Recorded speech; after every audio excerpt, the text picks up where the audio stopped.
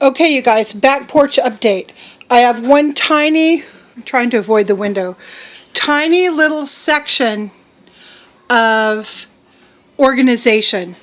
It's not completely organized, come on back, but I've moved my deep freezes over to this corner. I've moved my local, those are actually all real fruit labels.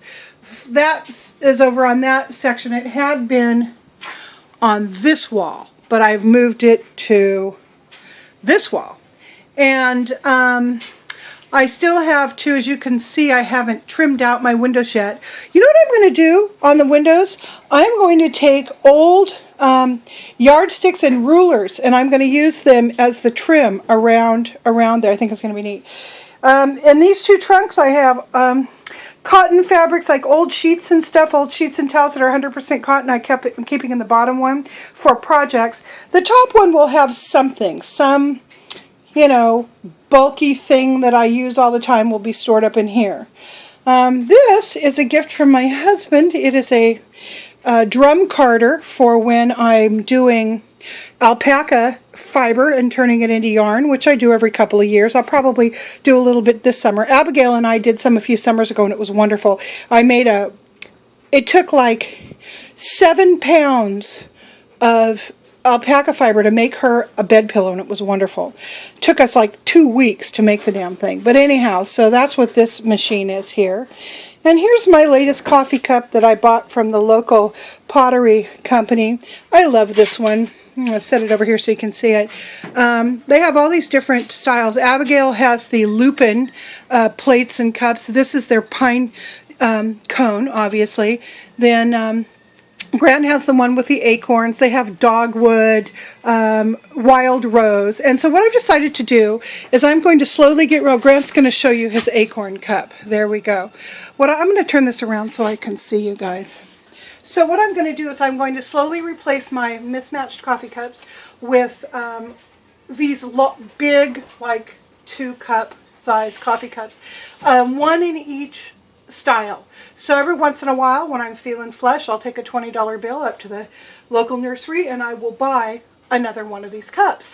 And so pretty soon I'll have 8 that are, kind of locally produced. I'm really getting into this, think globally, live locally, or whatever, act locally thing. So yeah, I'm going to show you what's going on in the dog's room. I call this the dog's room. It's really the pantry.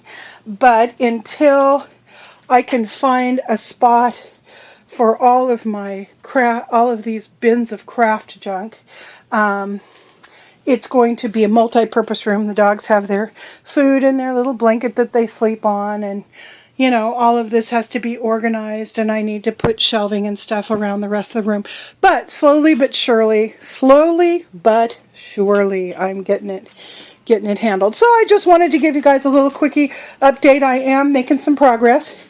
The next thing I'm going to do is I'm going to go into my living room. I'm going to unload my woolens armoire, where I keep all my leather and woolen clothing, wool yarn, natural fiber yarn, because I keep the mothballs in it, or I am now. Eventually I'm going to change it to something else, but right now mothballs are just going to have to do the job.